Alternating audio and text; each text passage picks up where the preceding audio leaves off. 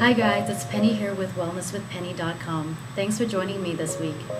Today I'd like to share one of the emails I got this week in regards to life. And I find that this email is really well written and could be of assistance to a lot of you out there. So I want to share it with you. And it goes like this. I am a successful business person who's had a lot of ups and downs in life to get to where I am today. I would say I'm a spiritual person, but lately I don't even know what that means anymore. Just when I think I got life figured out, something always happens to knock me over.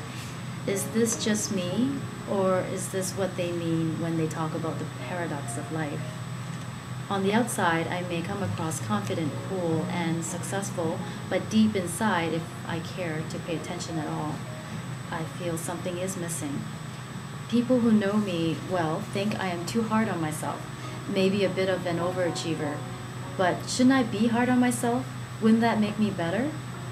So from spirituality to paradox of life and not being hard on myself, all this seems so conflicting to me. I need some clarity, perhaps a little inspiration. So first off, I'd like to thank you for writing this email, for sharing this with us, because I know I get a lot of similar emails like this, and so I think it's time for me to address this in public. And a lot of people who feel this uncertainty about life may not have the time or want to make the time to share such a thing, so I appreciate the email. Thank you.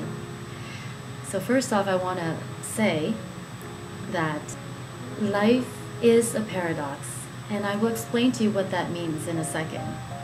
I want to start by saying though, just when you think you've got a grip on how life works and you're ready to be cool and calm and confident the next time something similar happens, you trip.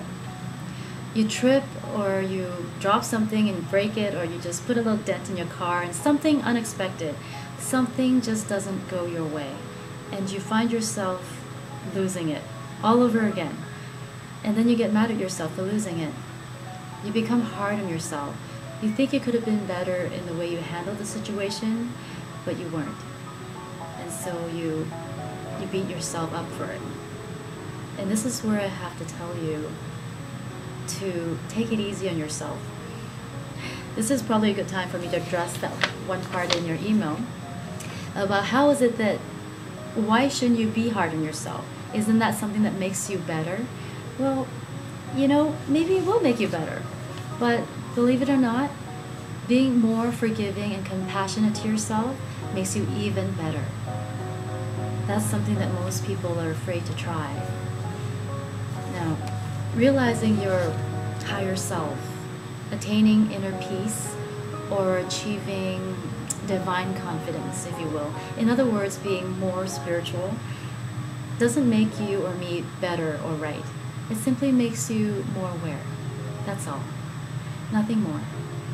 It's what you do with that awareness that gives you the amount of joy you have in your life.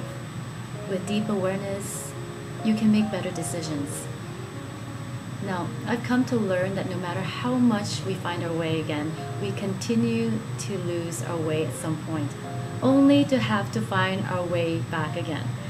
Sometimes this downtime lasts only a few seconds, sometimes days, months, or even years. And so I've come to learn to realize through my own trials and tribulations that life is indeed a continued journey of inquiring, of discovering and rediscovering, a journey of fighting so you can get tired of fighting, so you surrender to life's higher intelligence and divine order. It's also a continuous journey of losing so you can experience winning all over again. Getting off track so you can again experience the joy of getting back on track. So life is a continued journey of losing yourself so you can experience and re-experience the inner fulfillment that comes with finding yourself again. So you'll see for yourself that no matter how good you get in life, you'll still lose it at times. And just know that that's okay. That's how life works. It's a journey of repeating joy, of discovering and rediscovering your state of balance again and again. And this is the only way that your spirit can build more courage, more strength, more wisdom. There isn't any other way. So embrace the paradox of life. Embrace the light and the dark. See, light can only appear when it is dark, and darkness can only exist in the absence of light. So in other words, both good, which is light, and bad, which is darkness, are necessary to create a whole picture. And so it is that you too have to be the good and the bad in order to be whole. You see the irony here?